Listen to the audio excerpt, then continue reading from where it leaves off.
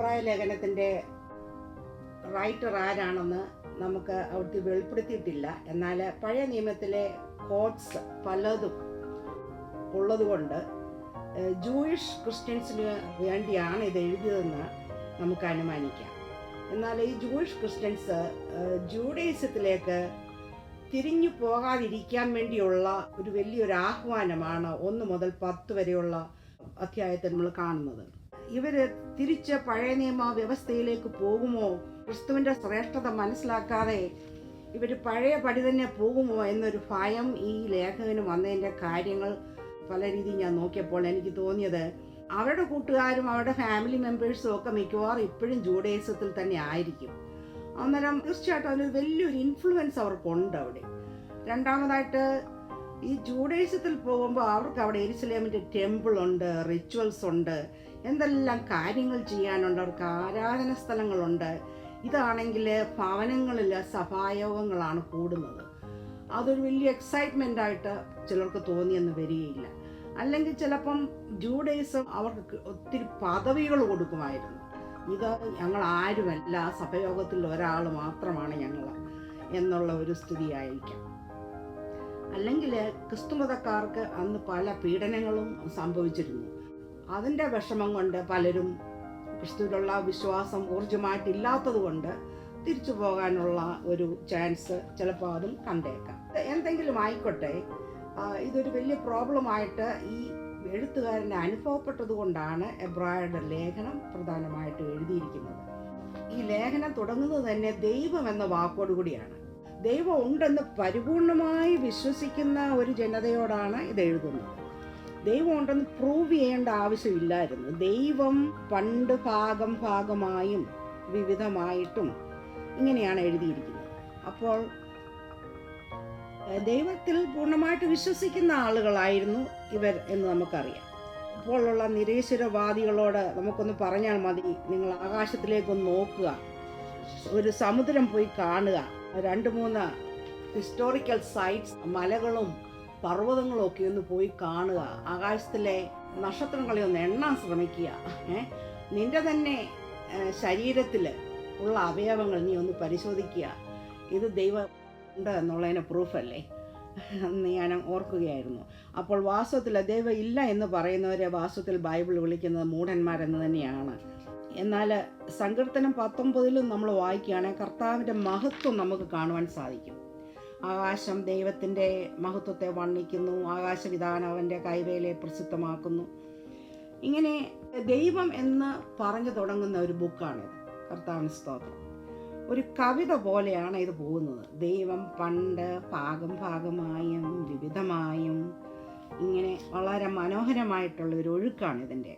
ദൈവം പണ്ട് ഭാഗമായും വിവിധമായും പ്രവാചകന്മാർ മുഖാന്തരം പിതാക്കന്മാരോട് അരുളി ചെയ്തത് മുഴുവൻ സത്യവും ദൈവം ഒരുമിച്ച് നൽകിയിട്ടില്ല. ദൈവം എല്ലാ സത്യങ്ങളും ദൈവം ഒരുമിച്ച് അങ്ങ് കൊടുക്കുകയല്ലായിരുന്നു. ഉൽപ്പത്തി പുസ്തകത്തിൽ ദൈവത്തിൻ്റെ സൃഷ്ടിയെക്കുറിച്ച് നാം വായിക്കുന്നു. അതേസമയത്ത് അബ്രഹാമിനോട് ദൈവം സംസാരിച്ചത് അവന് കൊടുക്കുവാൻ പോകുന്ന വാഗ്ദത്തങ്ങളെക്കുറിച്ചാണ്. അതിനടയാളമായിട്ട് ദൈവം അവന് കൊടുത്തത് സർക്കംസിഷനാണ്. ദാവീദിന് ദൈവം അവൻ്റെ വംശത്തിൽ നിന്നും ഒരു രാജാവ് വരുമെന്ന്, രക്ഷകൻ വരുമെന്ന് ഉള്ള അരുളപ്പാടാണ് കൊടുത്തത്. അത് 2 ശമൂവേൽ 7:14 നമുക്കത് വായിക്കാം. മോശയ്ക്ക് ദൈവം ന്യായപ്രമാണമാണ് കൊടുത്തത്. എക്സോഡസിൽ നമുക്കത് വായിക്കാം. ഭാഗമായി തൻ്റെ സത്യങ്ങൾ വിവിധ രീതിയിൽ ചിലരോട് സ്വപ്നത്തിലായിരുന്നു, ചിലരോട് ന്യായപ്രമാണത്തിലായിരുന്നു, ചിലരോട് പ്രവചനങ്ങളിലായിരുന്നു, സാദൃശ്യങ്ങളിലായിരുന്നു, ആചാരങ്ങളിലായിരുന്നു, ചരിത്രങ്ങളിൽ, കവിതയിൽ, പാട്ടുകളിൽ.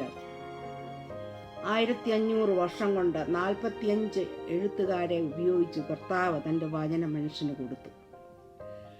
അവരെല്ലാം വ്യത്യസ്തമായ കഴിവുകളുള്ളവരായിരുന്നു, പല പദവിയിലുള്ളവരായിരുന്നു. അതിന് മെയിനായിട്ട് 3 ലാംഗ്വേജിലാണ് അത് എഴുതിയിരിക്കുന്നത്: Hebrew, Aramaic and modern Greek. ആരാണ് പിതാക്കന്മാർ? ഈ പഴയ നിയമത്തിൽ വിശ്വസിക്കുന്ന ആ എബ്രായരോട് പിതാക്കന്മാരുടെ കാര്യം പറയുകയാണെങ്കിൽ മോശ, യോശുവ, ദാവീദ്, യേശയ്യാവ്, ഓഫ് കോഴ്സ് തുടങ്ങുന്നത് അബ്രഹാം, ഇസ്ഹാക്ക്, യാക്കോബ്, ഇവരുടെ ഒരു പാരമ്പര്യത്തിൽ ജീവിക്കുന്ന ഈ ക്രിസ്ത്യൻസിനോടാണ്, ഈ പഴയ നിയമത്തിൽ പൂർണ്ണമായിട്ട് നല്ലപോലെ പാണ്ഡിത്യമുള്ള ആളുകളോടാണ് ഈ എഴുത്തുകാരൻ ഇത് എഴുതുന്നത്. എന്നാൽ അന്ത്യകാലത്ത് യേശുക്രിസ്തു മുഖാന്തരം പുത്രനിൽ കൂടി ദൈവം നമ്മോട് സംസാരിക്കുന്നു. ഇപ്പോൾ ഈ ഓഡിയൻസ് ജൂയിഷ് ആണെന്ന് ഞാൻ പറഞ്ഞായിരുന്നല്ലോ. തുടർന്ന് പുത്രൻ്റെ ശ്രേഷ്ഠതയെക്കുറിച്ചാണ് 7 അതുല്യമായ പ്രസ്താവനകളാണ് നമുക്കത് വായിച്ചു കേൾപ്പിക്കാൻ സാധിക്കുന്നത്.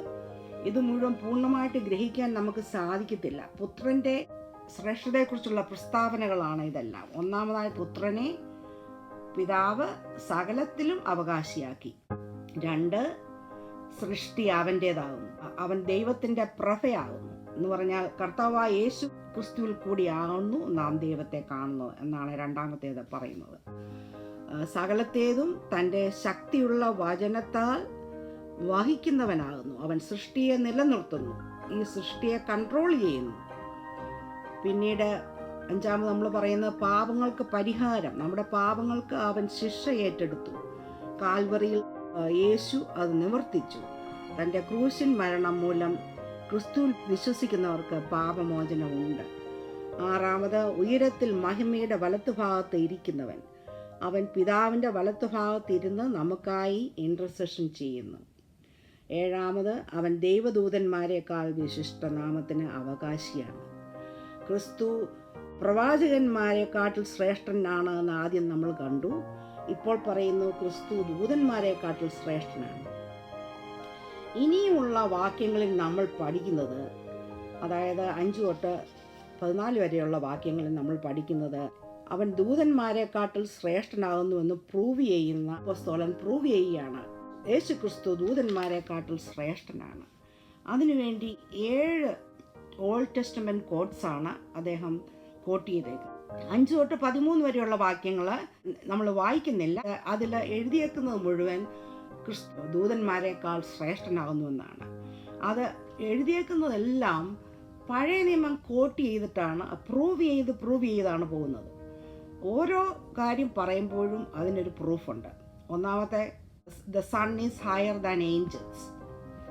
അത് എഴുതിയേക്കുന്നത് ബൈബിളിൽ നിന്ന് കോട്ട് ചെയ്തേക്കുന്നത് സങ്കീർത്തനം 2:7.